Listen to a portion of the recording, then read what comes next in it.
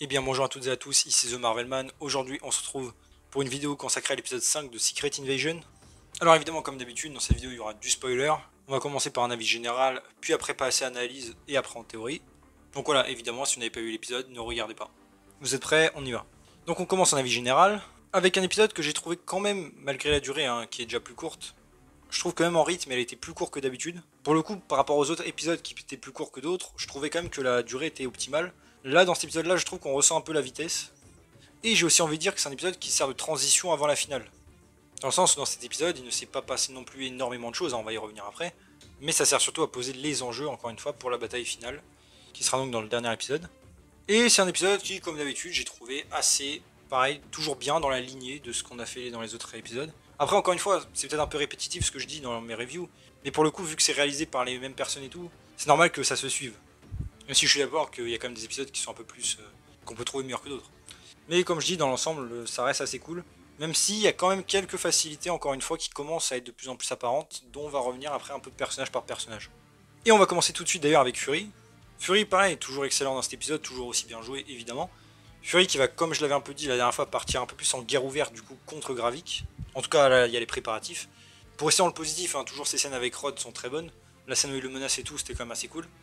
Les scènes de développement sur lui aussi, et le fait qu'il ait plusieurs tombes dans le monde, je trouvais ça assez cool. Même si du coup, vient la question dans la MCU de savoir du coup, est-ce qu'il est vivant officiellement ou pas. Parce qu'en effet, il était mort, vous savez, à la fin de Winter Soldier, officiellement. Ensuite, il a rôdé à droite à gauche. Et là, c'est vrai que depuis Endgame, on sait pas trop du coup où ça en est. Mais bon, c'est pas très grave ça pour le coup. Et comme je dis plus ou moins chaque semaine, ce que j'aime bien par cet épisode, c'est qu'on développe toujours Fury encore plus. Son côté plus débrouillard quoi, et humain, par rapport aux Avengers. Et tout ça, c'est très bien. Mais il vient quand même, comme j'ai dit, quelques facilités, comme le fait là de la justification de ne pas appeler les Avengers, le fait de dire que c'est un combat personnel. Ok, je veux bien, et encore une fois, dans les thèmes que la série raconte, ça le fait. Mais dans le monde où la série existe, c'est-à-dire le MCU, le fait qu'il n'appelle pas un Avenger, même random, même Thor ou je sais pas qui, pour aller détruire Gravik en 3 secondes, franchement, c'est pas très malin. Surtout quand on sait qu'il y a une menace de fin du monde qui pèse. Et ça, c'est quand même pas justifiable, je trouve. Encore au début, dans les premiers épisodes, ils disaient que c'était pour pas qu'ils prennent leur apparence, qu'ils créent des problèmes et tout. Ok, c'est déjà plus justifiable, mais là, la situation devient grave. Donc c'est vrai que ça, je trouve ça un peu dommage. Le fait aussi, par rapport à la mort de Talos, évidemment, du coup, qui est confirmé mort dans cet épisode, même si on le savait, c'est le fait que je trouve qu'on ne ressent pas assez, là je parle surtout par rapport à Fury, la perte de Talos. Là, dans l'épisode, c'est vrai qu'on passe quand même un peu vite à autre chose. À part quand il parle avec Gaïa, mais sinon, voilà, je trouve on ressent pas assez les conséquences. J'ai envie de dire que ça aurait été dans une ancienne série MCU, genre Daredevil, on aurait limite tout un épisode pour parler de ça et des conséquences. Par exemple, Ben Urich à l'époque. Et c'est toujours ça un peu le problème un peu général, dont on parlera plus tard avec la série. Mais le fait, je trouve qu'on va un peu trop en surface.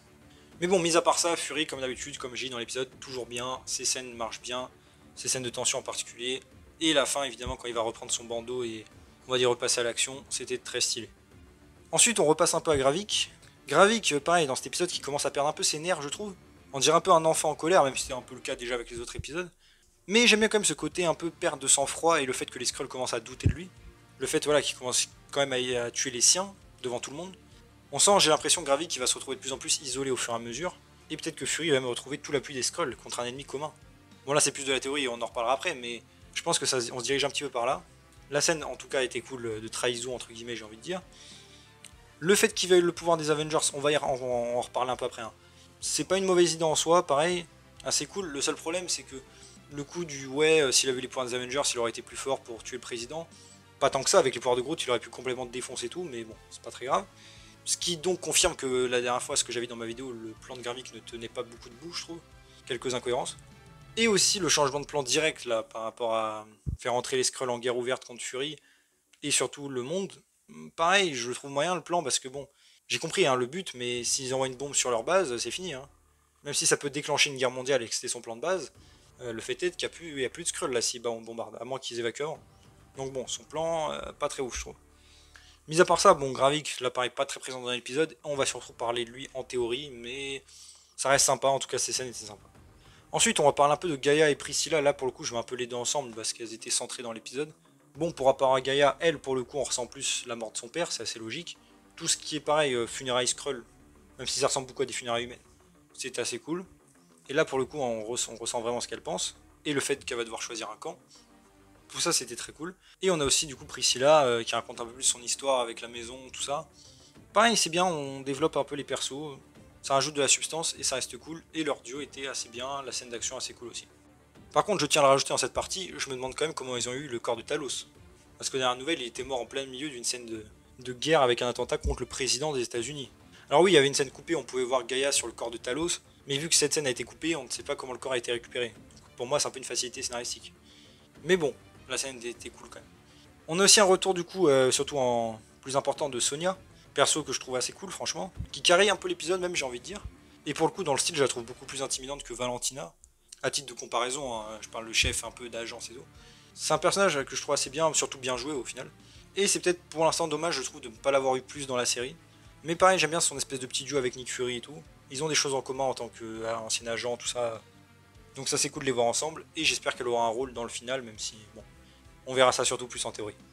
Ensuite, parlons un petit peu avec des liens du MCU.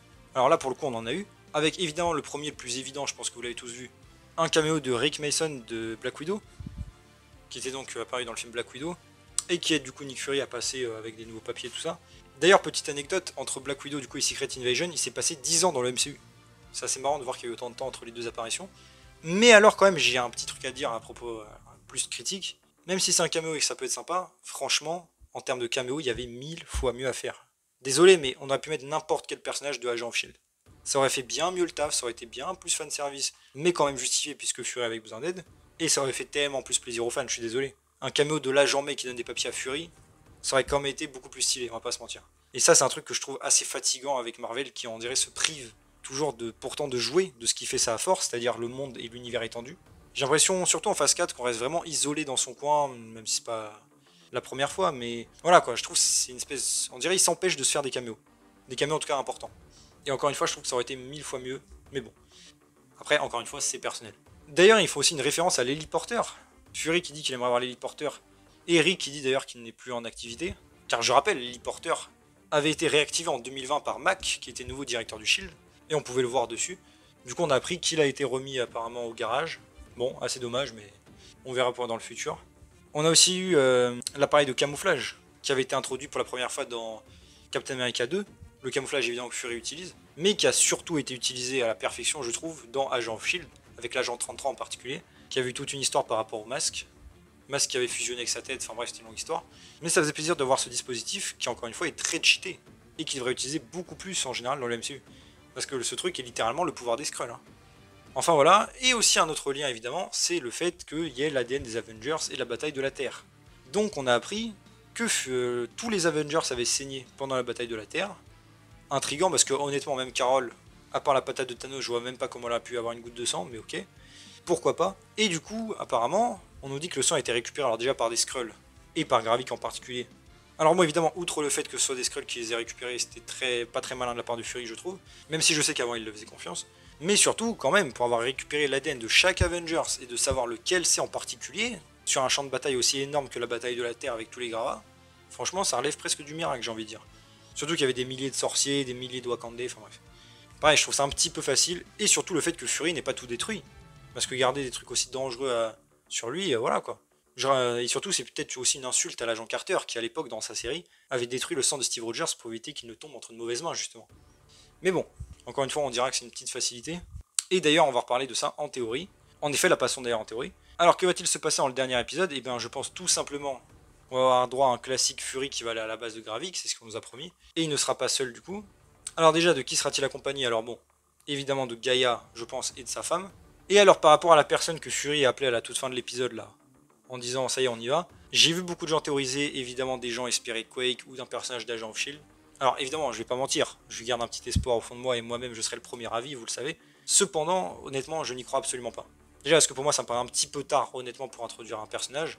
Ça ne veut pas dire qu'il n'y ait pas un perso qui fasse un caméo ou en scène post-crédit ou un truc pour teaser, ça c'est possible. Mais honnêtement qu'un personnage comme Quake par exemple joue un rôle dans la bataille finale, je n'y crois absolument pas.